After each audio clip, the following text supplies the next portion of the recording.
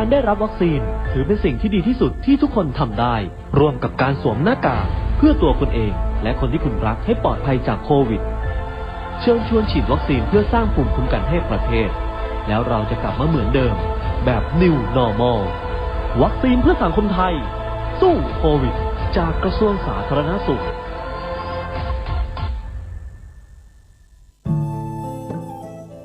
ท่านกำลังติดตามรับฟังสถานีวิทยุกระจายเสียงพระพุทธศาสนาแห่งชาติและสังคมคลื่นเพื่อการศึกษาพระพุทธศาสนาและวัฒนธรรมระบบ FM 104.5 เมกะเฮิรตซ์รายการต่อไปเป็นรายการเสียงธรรมจากสามเณรดำเนินรายการโดยสามเณรสมพงษ์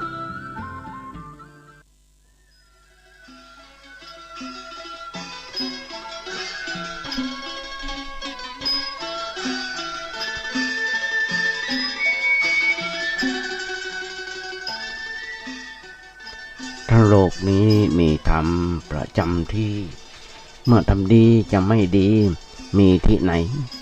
มีสุขบ้างทุกข์บ้างช่างประไร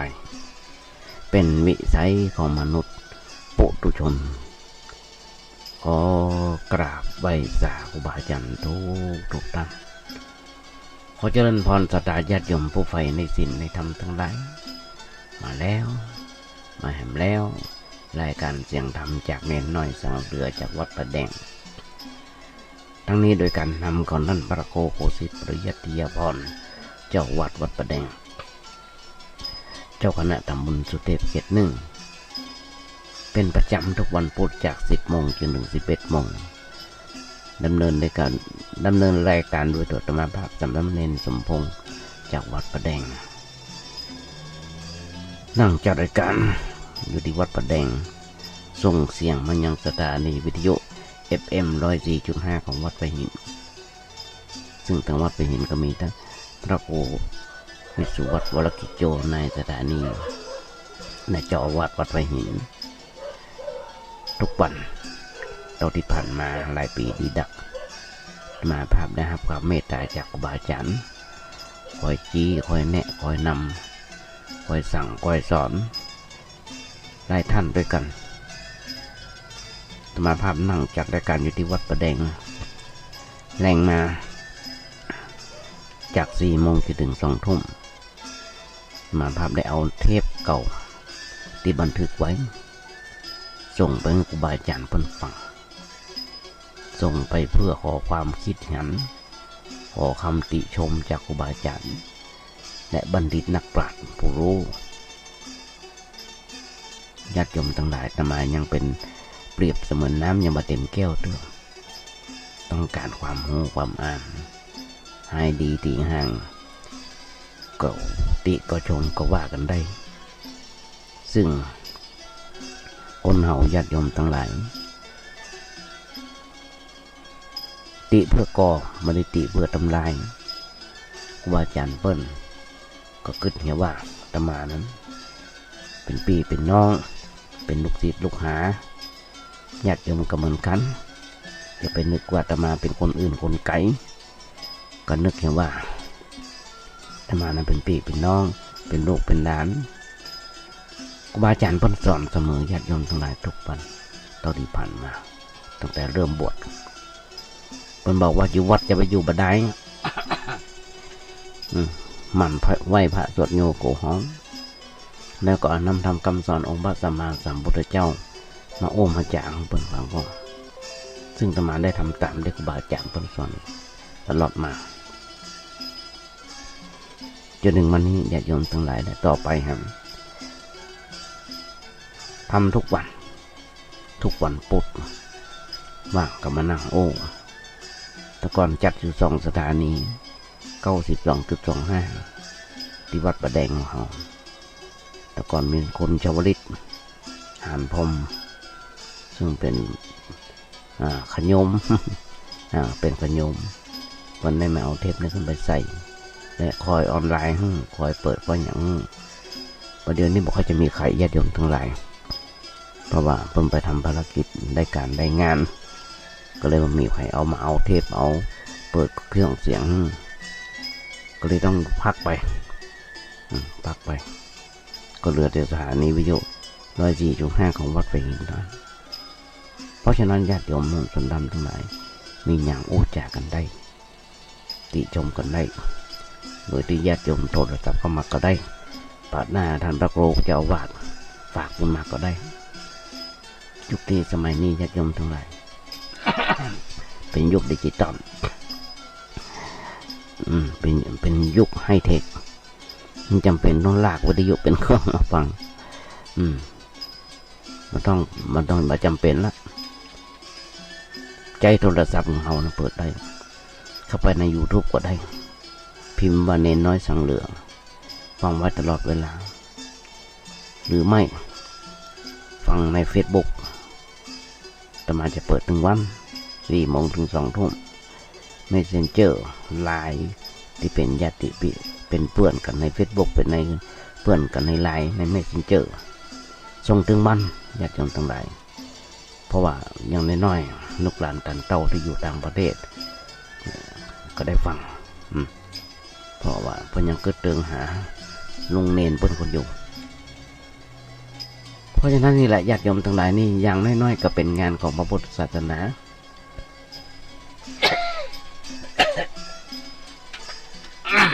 เป็นงานของพระพุทธศาสนาเพราะฉะนั้นเรื่องของงานพระพุทธศาสนาเป็นเรื่องของพระสงฆ์องค์เนรไม่ใช่แค่นั้นเป็นเรื่องของศรัทธาญาติโยมทั้งหลายตัวคนเฮาญาติโยมทั้งหลายทุกวันเฮาฮู้ว่าเฮาเกิดเติงหาสิ่งหาธรรมอาตมาก็ได้ขยายใจความให้ญาติโยมฟังในบทบาทที่ว่าถ้าโลกนี้มีธรรมประจำที่เมื่อทำดีจะไม่ดีมีที่ไหนมีสุขบ้างทุกข์บ้างช่างพอได้เป็นวิสัยของมนุษย์ปุถุชนก็ขยายใจของญาติโยมฟังซึ่งแต่ว่าเมื่อกี้วันที่ผ่านมาวันที่6ที่ผ่านมาเป็นวันวิสาขบูชาเราก็ได้แล้วนึกถึงองค์พระสัมมาสัมพุทธเจ้าโดยการประพฤติปฏิบัติเพราะฉะนั้นญาติโยมทั้งหลายทุกวันทุกครั้งเมื่อถึงเดือนคนห้องเดือนอะไรอย่างเดือน7เดือน9ของเขาเดือน9ของเขาก็มีการเวียนเทียนเป็นวันวิสาขบูชาแล้ววันพุธในขณะที่จะมานั่งโอญาติโยมฟังในวันพุธนี้เป็นวันอัฏฐะเป็นวันอัฏฐมีบูชาอัฏฐมีบูชานั่นคือเป็นวันต้นที่7ของการประชุมเพลิงร่างของพระพุทธเจ้าของเขาอย่างน้อยๆก็โอ้ในเรื่องนี้ก่อนว่าวันวิสาขบูชาวันวิสาขบูชาที่ผ่านมาบางคนก็ได้ไปกันเวียนเทียน แต่ว่าบางคนก็ไม่ได้ไปส่วนมากจะไม่ได้ไปเพราะว่าโรคโควิดมันเข้ามาก็เลยต้องห่างกันไปต้องห่างกันบางวัดบางวาก็ได้ทำกันบางวัดบางวาก็ไม่ได้ทำกันเพราะอย่างเดือนนี้เป็นวันเจ้าที่ผ่านมันเป็นวันประสูติตรัสรู้และปรินิพพานเป็นวันเดียวกันองค์พระสัมมาสัมพุทธเจ้าของเราที่เขาห้องกันว่าวันวิสาขบูชาทุกคนทั่วโลกเขารพในพุทธศาสนามันก็ย่อมมีการเฉลิมฉลองกันอันนี้เป็นวันพิเศษเสมอทุกเขาก็ได้รับข่าวอันน่าปิติจากที่ต่างๆทั่วโลกเขาได้ครับพร้อมใจกันเฉลิมฉลองวันวิสาขบูชาเป็นวันพิเศษเสมอญาติโยมทั้งหลาย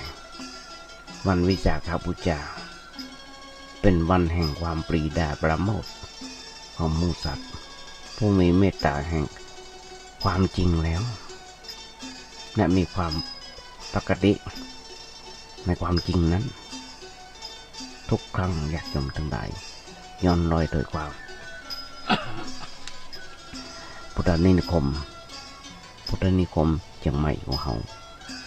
ประชุมหารือกันก็ได้จัดกันขึ้นมา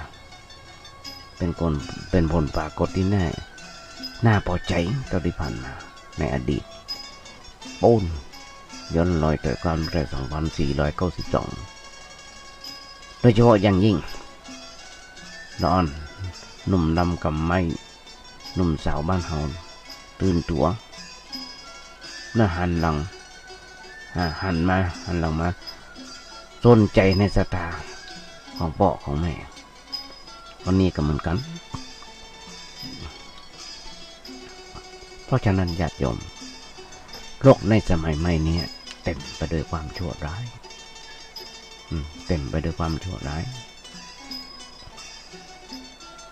ชาวโลกมาว่าต่างประเทศว่าบ้านเฮากำลังมัวเมาลงไหลในบาปและสำคัญว่าตัวเป็นผู้บ่ได้ทำบาปคนเป็นทุกข์ตัวเป็นทุกข์สำคัญว่าตัวเป็นสุขโอ้กันง่าย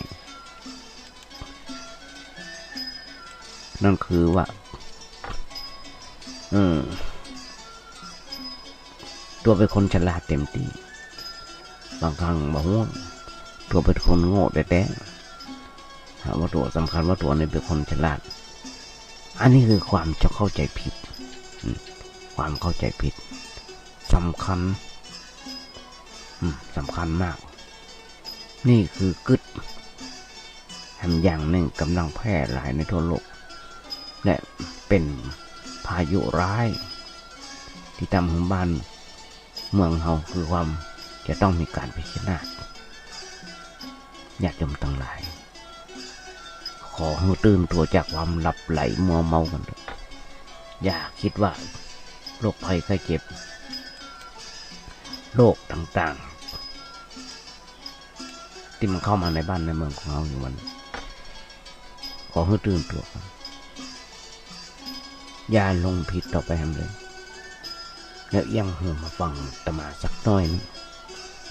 แล้วตั้งใจจะดับรับฟัง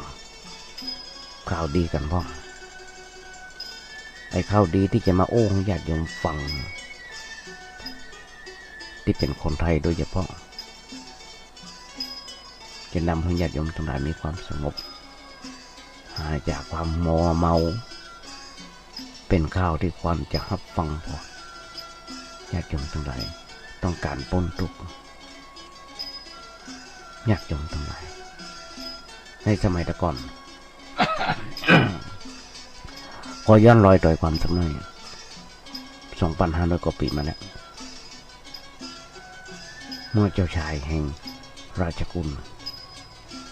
ในเมืองกบิลพัสโบนในประเทศเนปาลพุ่นซึ่งเป็นเจ้าชายที่มีรูปสวยหรือสง่าเรียบพร้อมไปด้วยความดี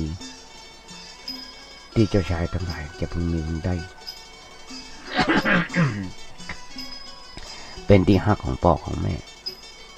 เป็นที่ฮักของประชาชนในแว่นแถมพอมีการศึกษาดีๆอบรมดีทุกอย่างมีมเหสีที่น่าฮักและอยู่ด้วยความสุขตามโลกีวิสัยที่โลกน้อยเป็นปัจจัยน่าฮักน่าอินดูซึ่งตามปกติก็เป็นเครื่องล่อ เป็นเครื่องล่อเพื่อหลงไหลเพื่อเพลินเพื่อติดจนจากไปไหนไม่ได้อยู่แล้วแถมซ้ำยังมีความเพลิดเพลินที่เกิดจากสิ่งแวดล้อมเช่นปราสาทที่เหมาะแก่ฤดูกาลบริวารสาวงามที่ชำนาญในการฟ้อนและลำฟ้อนลำและฟ้อนลำทำเพลงให้ฟังให้ชื่นใจแถมพออาหารการกินที่นั่งที่นอนก็ล้นแต่หน้าพิลมถ้าเป็นปัจจัยคนอื่นๆอย่างหมู่เฮาญาติโยมทั้งหลายก็คงหลงไหลดื่มดำอยู่ในรถแห่งโลกีหมุนนกที่ติดตะข่ายของนายพราน ผู้มีใจทมิฬบ่สามารถจะไปไหนได้แน่ญาติโยมทั้งหลายแต่ว่าเจ้าชายของเราเจ้าชายผู้เกิดเพื่อให้โลกรอดพ้นจากหาความเมาในสุขอันเกิดจากกามบัดทรงติดอยู่ในเสมอว่าเป็นกรงทองที่ขังอยู่ขังตัวเก่าอยู่จนทำให้ตัวต้องตกเป็นทาสของกามจนมาสามารถถอนตัวได้ ถึงแม้จะทรงเสพกามพ่องก็เสพด้วยความหูเต่าหูตันหาได้ลงเสพความหนงมัวเมาไม่แต่ไม่นึกถึงย้อนถึงรอยต่อยความมาถึงยุคนี้สมัยนี้ญาติโยมทั้งหลายมีหนึ่งเคยแอมเห็นสองขี่เฮียน้ำนองจังตายรถโว้ฆ่ากันตายทุกเมื่อเชิงบันเพราะเรื่องหมดนี้เพราะเรื่องของกิเลสตัณหาเพราะเรื่องของความโลภทำได้อยู่ญาติโยมทั้งหลายแต่ของงอคืนดีเปิ้นจิตเตือสะเตียเปิ้นไปคืนดีตัวก็ฆ่าก็แกงเปิ้นหันอยู่ทั้งที่มีลูกเต๋อน้อยห้อยข้างอยู่ก็ยังฆ่ากันตายก็ยังละก็ยังขว้างกันมานึกถึงพ่อถึงแม่มานึกถึงครอบครัวญาติโยมทั้งหลายจิตของคนเฮามานึกว่าความแก่ความเจ็บความตายที่ครอบงำชาวโลกเขาทุกวันทรงเบื่อหน่ายพุทธเจ้าของเขาเป็นเบื่อหน่ายเนาะเจ้าชายเขาเป็นเบื่อหน่ายหนีใครจะหนีพ้นจากสิ่งนู่นนี้ได้แต่เพิ่นก็ต้องหนีตัดสินใจเนาะอย่างเด็ดเดียวออกจากวังและครองชีวิตเป็นนักบวชแสวงหาความจริงเพื่อหาความอริยมรรคธรรมรอดพ้นจากนั้นต่อไปญาติโยมทั้งหลายถ้าเอาศึกษาประวัติศาสตร์ของโลกเขาจะปะว่าในโลกนี้มีราชผู้ของเมืองนับจำนวนปันเป็นพระราชาโลกนั้นได้เคยคิดจะสละโลกเพื่อออกไปป่าแสวงหาความจริงกันอยากจะมุ่งจนทำทั้งหลายลองเกิดกันสักน้อยเฮาเป็นคนตุก บางคนเป็นคนร่ำคนรวยมีเงินเป็นพันล้านเป็นหมื่นล้านแต่หามีความสุขไม่แต่หามีความสุขไม่ทำไมอยากจะมีทั้งหลายมีร้อยอยากได้ปันหาให้มันได้ปันหาได้ปันแล้วก็ต้องหาให้มันได้เป็นหมื่นหาได้เป็นแสนหาได้เป็นล้านมูนี้อยู่ด้วยความเป็นมีความสุขจากจงทั้งหลายต่างกับคนตุกหาเจ้ากินค่ำหาค่ำกินเจ้ามีความสุขหนักหนาปะบ้านคนเฮาบางครั้งญาติโยมทั้งหลายไปติดไปคล้องแวะกับคนผ่านนี่ลองมาเข้าใจลองมาถามกันแล้วเรามาเกิดกันด้วยกันแล้วว่าคนผ่านมาคืออย่างทุกเมื่อเช้าวันเราจะปะคนผ่านก็คือคนไม่ได้ที่มีจิตใจขุ่นมัวเป็นปกติเป็นผลที่มีความหันผิดยึดถือค่านิยมผิดและมีวิสัยมีวินิจฉัยเสียคือบอกว่าอันอย่างดีอันอย่างชั่วอันอย่างควรอันอย่างบอกควรเช่นบัณฑิตปัญหันบันเล่าไม่ใช่เล่า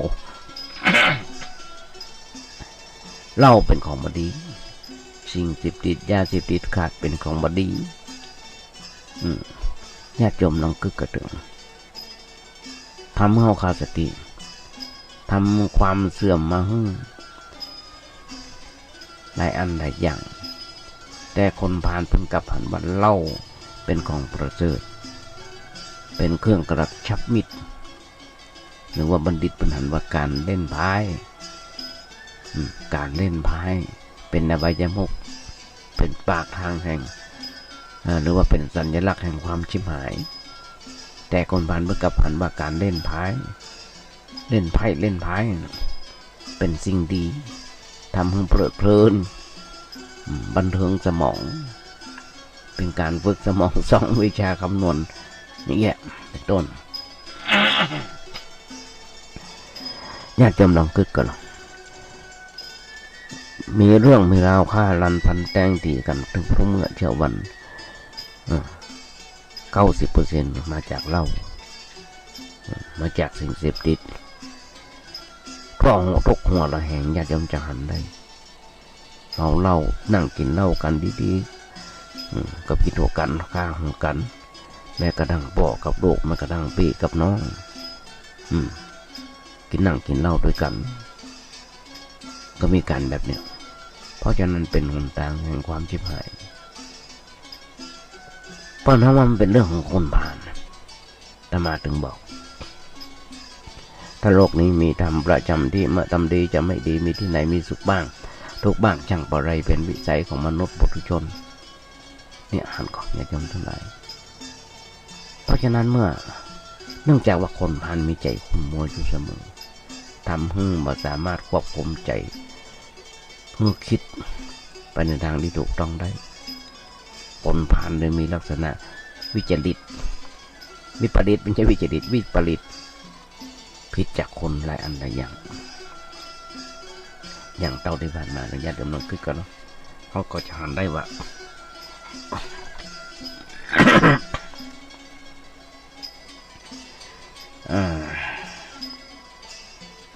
บางครั้งได้คนจะมาได้หันบทหนังสือจาก Facebook เปิ้นเขียนกันไว้นั่นคือเจิญทำบุญ9 วัดตมาได้มาอ่านพอแล้วน่าชื่นใจน่ามาโอ้ญาติโยมฟังที่ว่า9 วัดเอาวัดนี่ก่อน9 วัดนั่นก่อน9 วัดทำอย่างก่อนที่จะมาจะโอ้เรื่องนี้9 วัดบางคนที่ไปกันเหมารถเหมาล่างไปกันสมัยตะก่อน2563โอ้ญาติโยมทั้งหลายพอถึงใกล้ออกพรรษาหรือว่าออกพรรษามีการประชาสัมพันธ์บอกเขาจะไปทำบุญทอดพระป่าทอดกฐินวัดนั้นวัดนี้8 วัด 9 วัดบางที่บางแห่งก็ไปทำบุญกัน9 วัดต่อวันวันเดียว9 วัดบางคน3 วัน 9 วัดเดินทางกันไปเหมารถทัวร์เหมารถบัสกันไปไปบัดดันถึงสถานที่ทำบุญสักกรรมรถเกิดอุบัติเหตุตายกันมาหน่อยอันเนี้ยทำบุญ9 วัดถูกต้อง บางครั้งก็เมาเหล้าเมายากันตีกองห้องเพลงกันในรถทัวร์ไปกันเกิดความวิบัติขึ้นมาโอ้หลายอันหลายอย่างแต่ว่าวัด9 วัดที่จะมาจะโอ้ภายพ้องที่ทำได้แบบนี้นั่นคือวัดความคิดวัดความคิดว่าคิดร้ายหรือว่าคิดดีนี่วัดความคิดของเขาก็อย่างที่บอกเขาคิดชั่วเป็นปกติก่อนนั่นคือคิดจะละโมบอยากได้ในทางทุจริตคือพยาบาทปองร้ายคิดหันผิดเป็นชอบคิดทำผิดเป็นชอบ 2 ชอบอู้ชั่วเป็นปกตินั่นคือเจาะจุหลอกอู้หยาบส่อเสียดยุยงเพ้อเจ้อญาติโยมจะหันเลยมาเตือนแล้วเตือนแหมโอ้แล้วโอ้แหมไม่ใช่แต่มาคนเดียวรัฐบาลเจ้าหน้าที่บ้านเมืองเพิ่งก็โอ้เป็นประจำมาโอ้บดหมดเท็จโอ้บดหมดเท็จจุหลอกแชร์ต่างๆที่จะมาโอ้ แต่ว่าวันซืนเป็นผู้ใหญ่ผู้หลักผู้ใหญ่ในบ้านในเมืองเขาซ้ำไปสร้างเซฟเวอร์ไว้ปุ้นในหน่วยทหารบนแล้วก็หลอกต้มขายทองขายหยังหุ้นทองหุ้นหยังต่างๆเป็นจับเป็นหยับได้ท่านก็ญาติโยมทั้งหลายมันบ่มีเราญาติโยมทั้งหลายแล้วก็ทั้งหวยแซ่หวยรัฐบาลเป็นกองทุนอันนั้นอันนี้เป็นหุ้นอันนั้นอันนี้แต่แล้วสิ้นเนื้อประดาตัวแต่บ่เป็นหนี้เป็นค่าเป็นแห่ง บางกลุ่มเป็นทั้งตระกูลเป็นหนี้บนทั้งตระกูลเพราะอย่างปีหูสองหนึ่งโง่แล้วก็บอกกันต่อไปปากันเขาลกเขาวงเขาติดหันเพิ่นได้มาไปบอกกับเพิ่นต่อไปแฮมมันได้บะแดง มันได้บะแดงมูเนี่ยญาติโยมทั้งหลายมันติดอยู่ที่ว่าความโลภทั้งนั้นก็ยังไม่ชี้แดงที่แม่ชี้อย่างนั้นที่จุหรอกออกกล่องบุญทองบุญเงินอย่างนั้นเปิ้นว่ามาชัดๆเลยว่ามันโง่มันโลภอันก็ญาติโยมทั้งหลายมูลเนี่ยทำชั่วเป็นเหตุปกติเกกมาเลเกเรกินเหล้าเมายาชอบล้างผ่านชีวิตคนและสัตว์ลักทรัพย์ชุดข่าวอนาจารสัพพะมูลนี่เป็นคนผ่านทั้งนั้นเพราะฉะนั้นญาติโยมทั้งหลายวัดลองมาวัดความคิดว่าคิดร้ายหรือว่าคิดดีสองวัดความดีบางคนบ่เคยขึ้นในวัดเก่านั้นในชีวิตทั้งชีวิตตั้งแต่เกิดมาจนถึงวันนี้บ่เคยมีบ่เคยมีพ่องก่อนความดีบางคนแทบจะหาบ่ปะ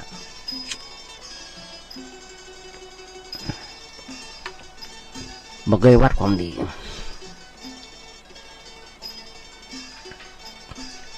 น่ะป้อนห้องว่าบ่เคยวัดความดีลองมาเกิดว่าความดียังทำไปคบคนผ่านโหอยู่ว่าเป็นคนผ่านบางสิ่งบางอย่างมันก็ทำให้เราเปรียบเทียบได้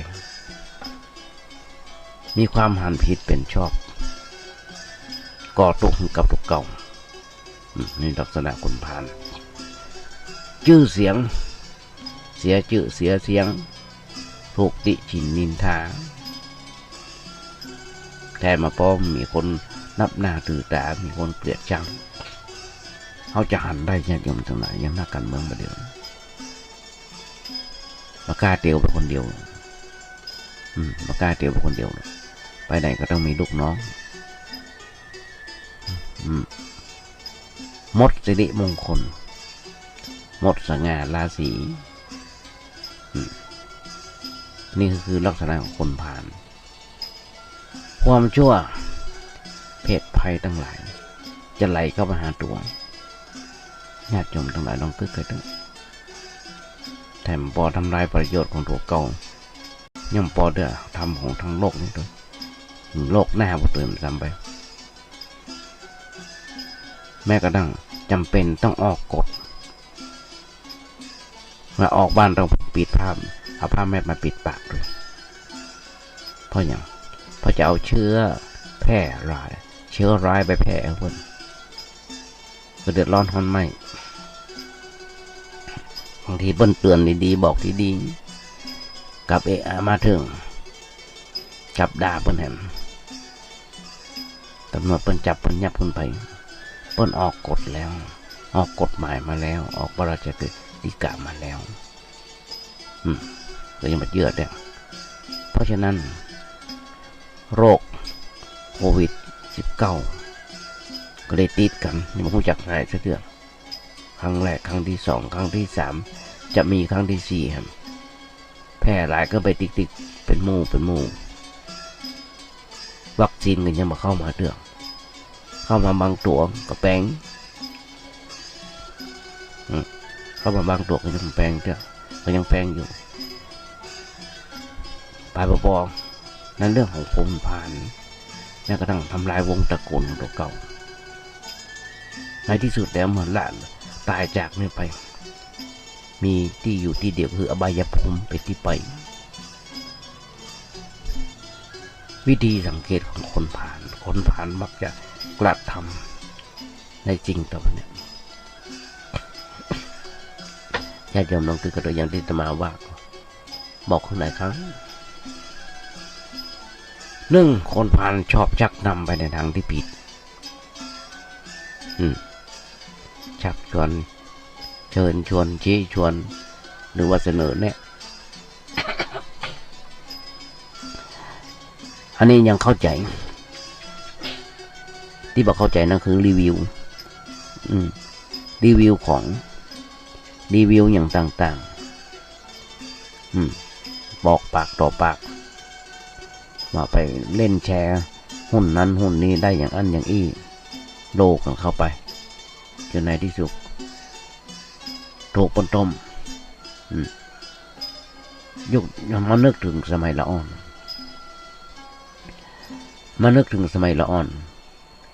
จวนกันหนีของเฮียนจวนกันไปลักไปขโมยของเปิ้นยุคนี้สมัยนี้เพิ่มมาแหม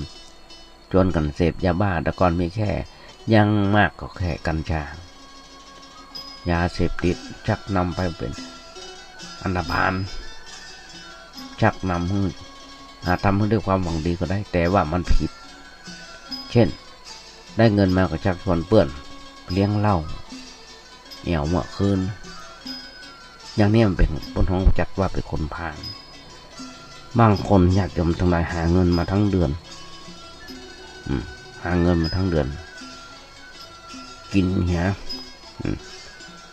ยวันที่30 31เงินเดือนออกข้าราชการออก26 27กินเหี่ยจนไม่ได้ไปการไปงานเสียการเสียงานถูกปล้นไล่ออกจากงานทำนี่เป็นลักษณะคนผ่านละอ่อนบางคนติ้งต้องหน่อยสมองไม่ค่อยดีสมองมีน้อยออกมีน้อยเป็นพลว่าอ่อนความคิดอ่อนสติมักถูกชักนำมาได้โดยง่ายเราต้องญาติโยมทั้งหลายว่าเราที่มีความหูขนาดด็อกเตอร์ยังถูกต้มด็อกเตอร์ยังถูกต้มข้าราชการเกษียณยังถูกต้มหันเจ้าที่ผ่านมาญาติโยมทั้งหลายจนอายมาหน้าเจ้ามาลงหุ้นลงนั้นต่างๆลงเล่นแชร์นั้นต่างๆแต่แล้วญาติโยมน้องกึกกระเติมพระเดิมบอกสั่งซื้อของทางออนไลน์มันมาตรงกับปก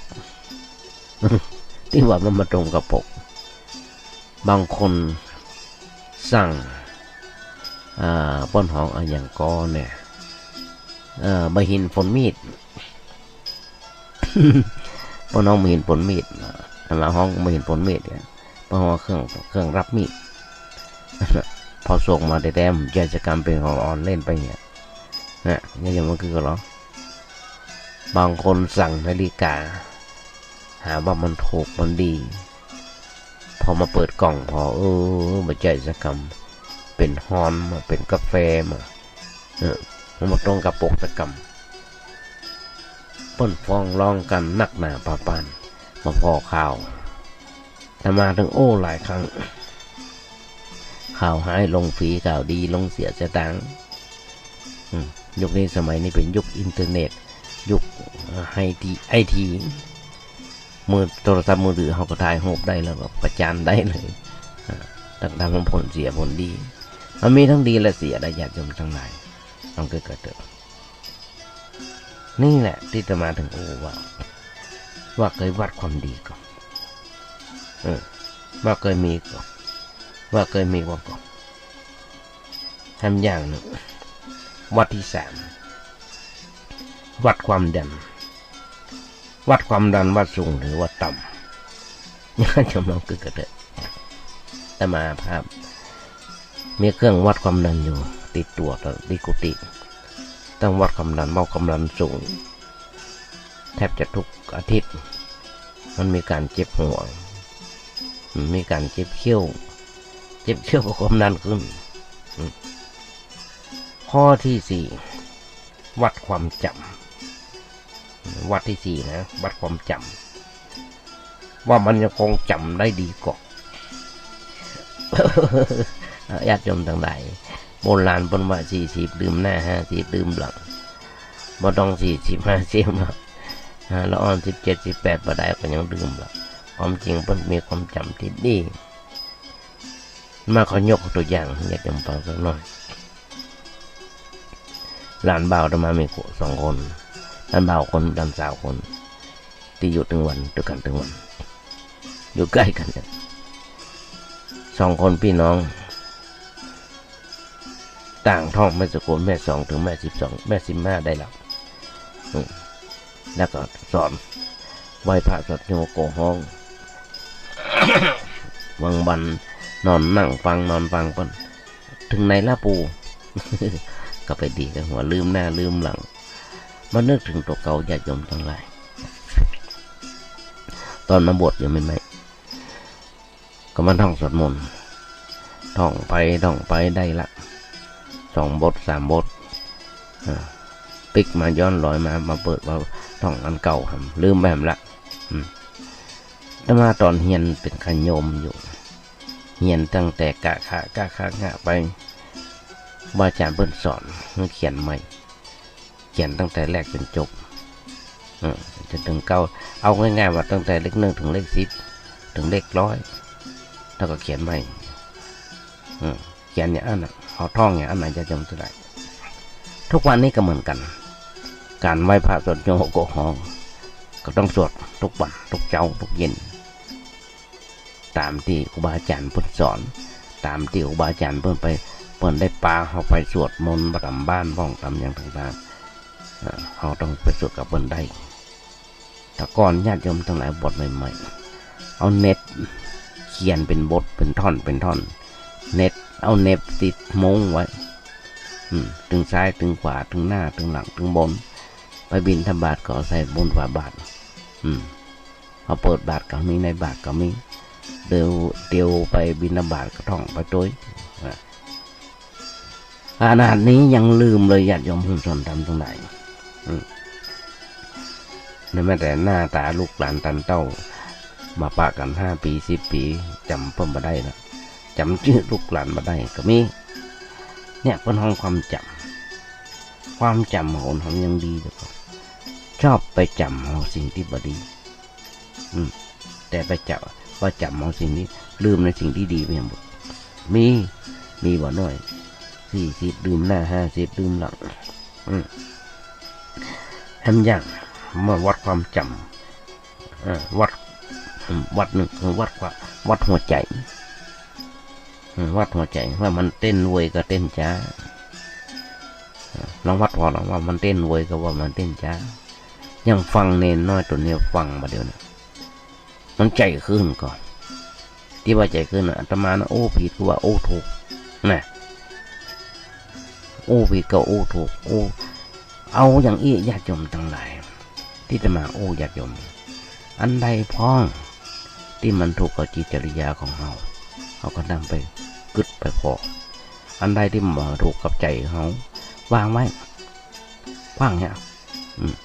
เอาวางไว้เอาว่างเนี่ยก็ต้องไปกึดอย่างนั้นตอนนึกเห็นว่าเน้นน้อยตัวนี้มันนั่งโอ้ตอนใกล้ๆเพนใกล้ๆเตียงมาเป็นเปื่อนเป็นป้องในยามเหงาบางคนกำลังซักเสื้อซักผ้ากวาดกันล่างกังกองไปไหนเพื่อได้ลูกหลานท่านเราอยู่ในบ้านโซแปลงใจเย็นฟังเน้นน้อยตัวนี้ไปไหนก็ไม่ได้ออกบ้านก็ไม่ได้เพราะโควิดมันหนักโควิดมันหนักไปไหนก็ไม่ได้อยู่ที่บ้านไปก็อย่าติดโรคโควิดก็มันเลือดร้อนนอนไม่หนักเนี่ยมันจะใจเย็นใจแอไว้เพราะฉะนั้นต้องวัดหัวใจห้ามย่างวัดสายตาว่ามันยาวกับว่ามันสั้นมาเดี๋ยวนี้ว่ามันยาวกับว่ามันสั้นมันยาวว่าสั้นลองค่อยๆอยากจะทำลายสมมติวัดสาย ส่ตาเฮาพอเฮาหันอยู่แค่ในโทรศัพท์เปิ้นเฮาว่าเฟกนิวหรือว่าข่าวปลอมเด้อเขาได้อ่านข่าวใน Facebook ของเฮาในส่งในไลน์ของเฮาที่เปิ้นส่งมาให้เฮาบางครั้งมันเป็นข่าวปลอมญาติโยมทั้งหลายบ่ฮู้แหล่งที่มาก็มาแชร์กันต่อไปมาแชร์กันต่อไปแฮมก็เดือดร้อนลองวัดสายตาบอกเราว่าใจสมองนึกขอวัดสายตาเพราะว่าเป็นจริงอย่างที่เปิ้นว่าก็บางครั้งเฮาหันเปิ้นยืนโอ้กันในระยะสายตาของเฮาแต่เฮาบ่ได้ยินเปิ้นโอ้อย่างกันบ่ฮู้ทำปากทำมือทำไม้ทำด่าทำทางลองวัดสายตาพอแล้วลองวัดใจของเฮาพอเป็นเรื่องของเปิ้นที่เปิ้นจะโอ้กันบ่ต้องเอามาติหินนินทานี่คือวัดสายตาว่ายาวกับว่าสั้นที่สำคัญนั่นคือวัดสังขาร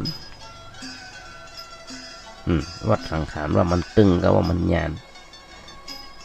วัดสังขารนี่แห่งวัดหนึ่งไว้วัดที่7สังขารของคนเฮาญาติโยมทั้งหลายถึงทุกเมื่อเช้าวันญาติมาภาคสังขารบ่ค่อยไหวละปวดแข้งปวดขาแต่ก่อนนี่เมื่อกี่ปีที่ผ่านมาอาตมาเดินรอบโบสถ์เป็นการออกกำลังกายเดินได้วัน5 รอบ10 รอบแต่ประเดี๋ยวนี้วันละรอบเดินเพื่อ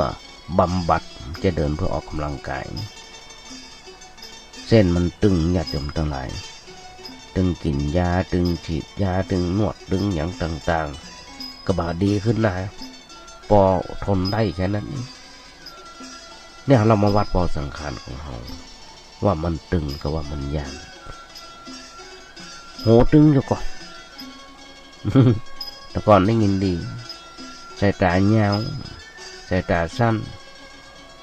แต่มานั่งพอคอมพออย่างไม่ได้ต้องใส่แว่นมันใส่แว่นมึนตึ๊บข้อสำคัญที่สุดนี่คือวัดสังขาร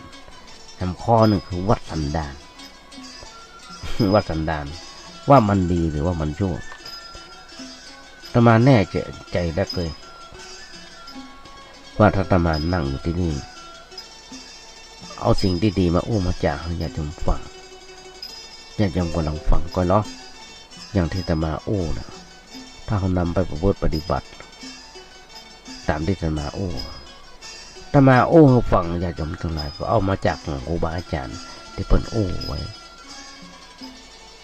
สิ่งที่ดีนะมาอู้ญาติโยมฟังลองพอเหรอลองทำตัวเหรอทำวัดนึงวัดที่เก่าวัดที่เก่าวัดใจตัวว่ามันต่ำกับว่ามันสูง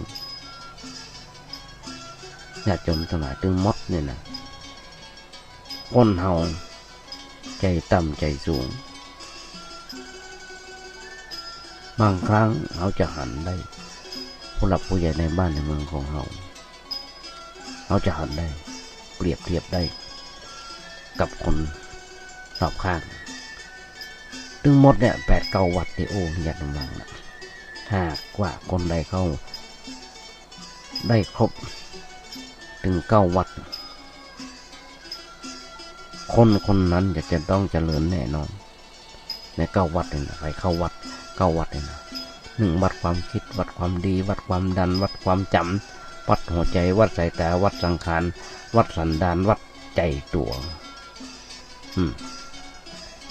ถึง9 วัด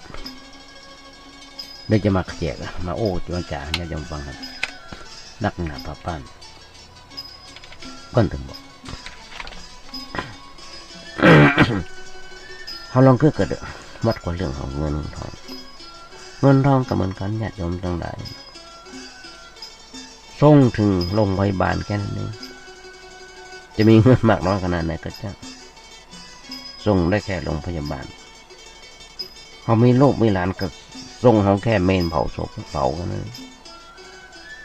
แล้วอย่างที่มันส่งเขาตลอดรอดฟังไปถึงจัดหน้าจัดไหนเนาะ นั่นคือบุญกุศลมันจะส่งเราถึงพบหน้าแล้วที่สุดอันอย่างพ้องจะส่งเราถึงนิพพานนั่นคือภาวนาบุญกุศลส่งถึงพบหน้าภาวนาคือส่งถึงนิพพานก็เลยจะมาญาติโยมฟังเรื่องวันนี้เรื่องจะมาขยายโยมฟังต่อกันมาถึงเรื่องของคนผ่านอย่างที่บอกเราวัดว่ามัน8-9 วัดที่บอกตะเกียบบางครั้งคนผ่านเราวัดว่าคนผ่านชอบในสิ่งที่ปัจจัยธุระเกกมาเลเกเรหน้าที่การงานของตัวบ่พยายามทำบ่จัดการเรียบร้อยแต่ชอบไปก้าวไก่หน้าที่งานของคนอื่นเขาจะหันได้เปิดทีวีพอตัวญาติโยมทั้งหลายหันได้เปิดพอใน Facebook เถอะเปิดพอเถอะจะหันบางคนมาทำงานของตัวแอบไปทำงานของคนอื่น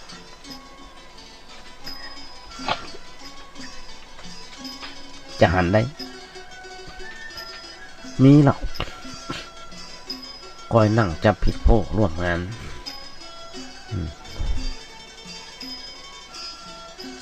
เสียบบัตรสนธิเขียนเสียบบัตรเขียนบัตรสนธิ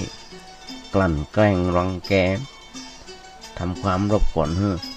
เดือดร้อนหันอยู่ญาติโยมทั้งหลายบางคนมือมาพายเอาเท้าลาน้ำคนผ่านชอบแต่สิ่งผิดชอบถือเอาสิ่งที่ชั่วว่าเป็นสิ่งที่ดีเช่น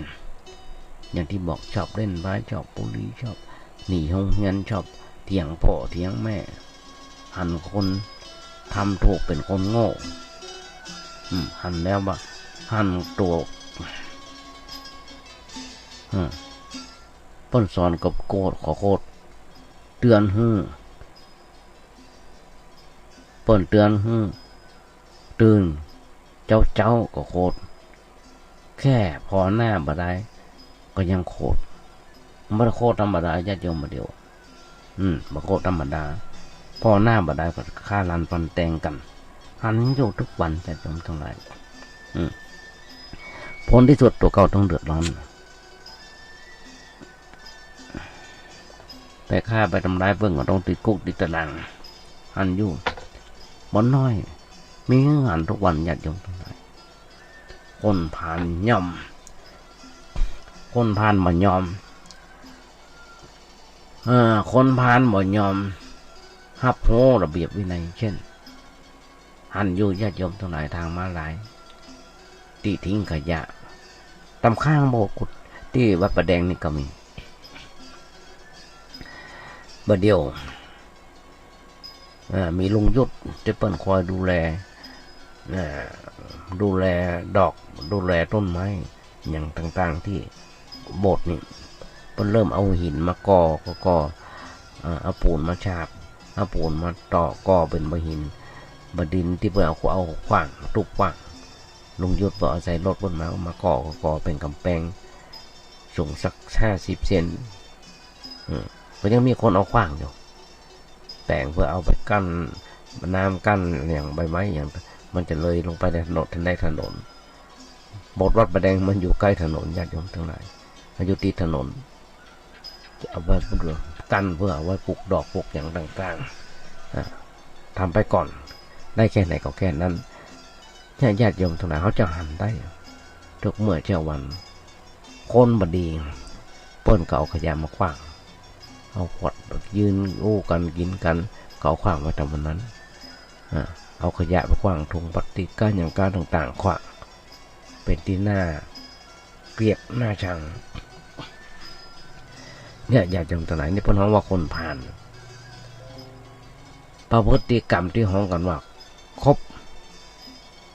ยังไงครบหมายถึงประพฤติกรรมอย่างใดอย่างหนึ่งอย่างที่จะอยากจำฟังเช่นรวมถึงกินด้วย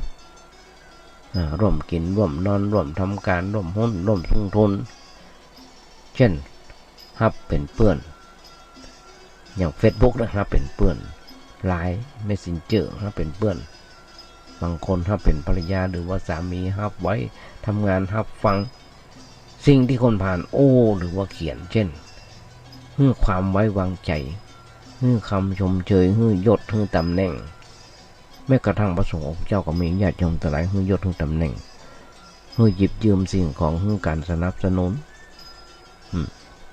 การมาคบคนผ่านคือการมายอมมีพฤติกรรมสัมพันธ์ใดๆอย่างที่ที่ผ่านมาถ้าเขายังคบคนผ่านอยู่บ่ว่าจะระดับไหนก็ตามบางคนติดมันยอมถอนตัวเพราะฉะนั้นอย่าประมาทรีบตัดไฟเหตุเตียต้นลมถ้าไม่อย่างอันจะพลาดนักพัฒนาอย่างที่ยันยม อย่างที่ญาติโยมฟังอย่างญาติโยมหันในข่าวแชร์ต่างๆแต่มาเตือนแล้วเตือนแหมทุกวันที่มาญาติโยมฟังก็เตือนก็ยังมีคนอยู่คนทำอยู่เดือดร้อนอยู่เดือดร้อนตัวเก่ายังพอเดือดร้อนไปถึงเจ้าหน้าที่บ้านเมืองปนหออย่าง DSI อย่างนั้นนะตำรวจต้องมาแถลงการต้องไล่จับไล่ยับตำรวจมีมาจะหานักประชาชนทั้งหลายประเทศไทยมีมาถึงมี 2-3 แสนคนทั่วประเทศต้องคอยดูแลประชาชนถึง65 ล้านคน70 ล้านคนก็เดือดร้อนไม่เหมือนกันญาติโยมทั้งหลายโดยบางตัวบางทีกลายเป็นคนพาลไปด้วยเพราะฉะนั้นโบราณเปิ้นฮือกติคติเตียนใจว่าห่างเว้นหมาฮือปอศอกเว้นวอกฮือปอว่าเว้นคนปลาล้างไก่หมื่นโยชน์นี่โทษของคนผ่านนี่คนผ่านเว้นอย่างนี้เว้นหมาฮือปอศอกเว้นวอกฮือปอว่าเว้นคนปลาล้างไก่หมื่นโยชน์มันมีโทษญาติโยมทั้งหลายถ้าเราคบคนหมู่นี้อย่างที่บอกย่อมถูกชักชวนนำไปทางที่ผิดย่อมเกิดความหายนะการงานล้มเหลวย่อมถูกพอในแง่ร้ายไอ้นั่นน่ะนั่นน่ะมันติดยาเอาไปมันจะไปคบกันอยู่เดือดร้อนไม่ได้ให้ความไว้วางใจจากบุคคลทั่วไปย่อมอึดอัดใจพอคนผ่านถึงแม้เฮาดีๆแล้วก็โหดอย่างที่บอกดีๆมันก็ยังโหดบ่หน้าบ่ได้มันก็ยังฆ่ากันได้แล้วหมู่คณะย่อมแตกความสามัคคีเพราะการยุยงและมันยอมรับระเบียบวินัย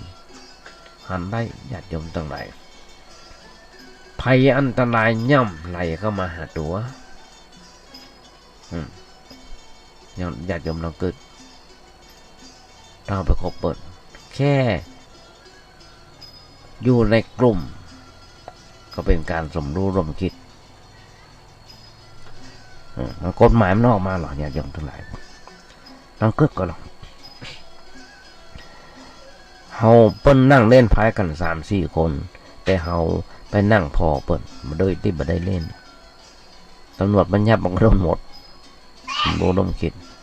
เหมือนกันฆ่ากันตายเหมือนกันไปฆ่าเปิ้นตายคนอื่นฆ่าแต่เฮาซ้อนรถไปด้วยหรือว่าไปนั่งไปหันใส่เปิ้นก็สมรู้ร่วมคิดกว่าจะบริสุทธิ์ญาติโยมทั้งหลายติดคุกไปบ่กี่ปีเฮาบ่ฮู้เปิ้นหาว่าคำว่าหาว่าเดือดร้อนญาติโยมหลายเมื่อละโลกไปแล้วย่อมมีอัญญบาบายภูมิเป็นที่ไปมงคลผ่านญาติโยมผู้ส่วนธรรมทั้งหลายห่อด้วยใบตองก็ย่อมเหมือนเม่นข้าวถึงใบตองเหมือนกันคือคนหมู่ไปหาคบเปื่อนปานนาแต่ ได้แต่รอยไว้ได้แต่รอยร้าย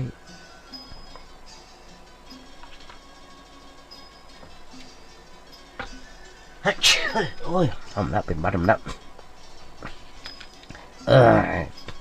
เพราะฉะนั้นนี่แหละญาติโยมทั้งหลายที่บอกที่โอ้ญาติโยมฟังนี่หนักหนาป่าบ้านแต่ว่ามาเดี๋ยวพอเวลาเวลาจะหมดทำละเหลือเวลาเมื่อกี้นาทีจะต้องนำรายการนี้จากไปแล้วบัดจบผมละเพราะฉะนั้นนี่แหละญาติโยมทั้งหลายก่อนจะนำรายการนี้ไปจากไปก็ขอเอางานบุญงานส่วนเอิญญาติโยมสมัยก่อนซึ่งจังหวัดประแดงของเราโดยที่ท่านพระครูโคสิทธิ์ปริยัติยาภรณ์เจ้าวัดวัดประแดงพร้อมคณะกรรมการ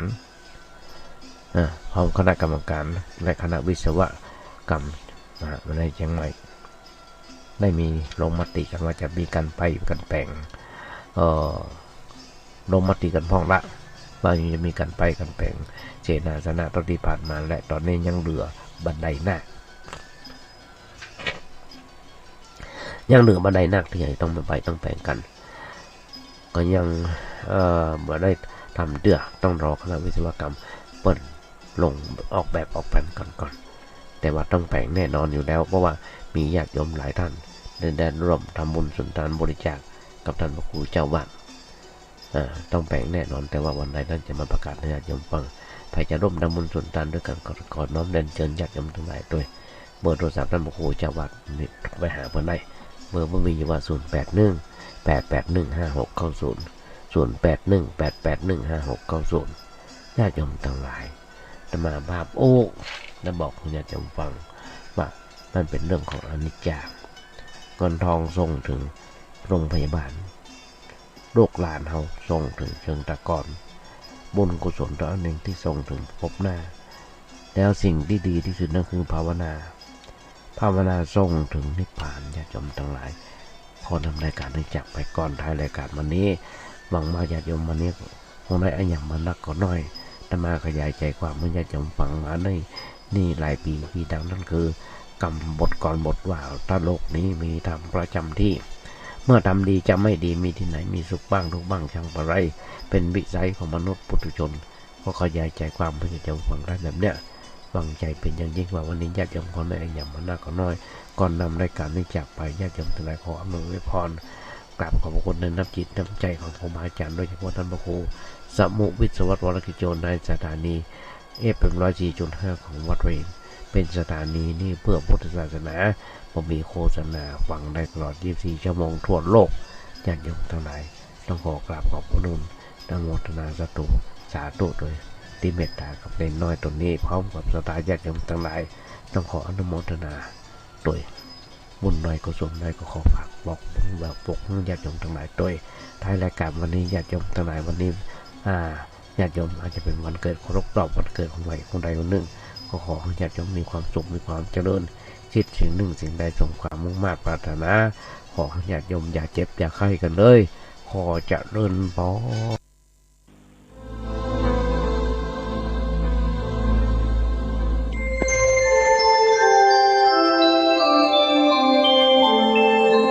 ขณะนี้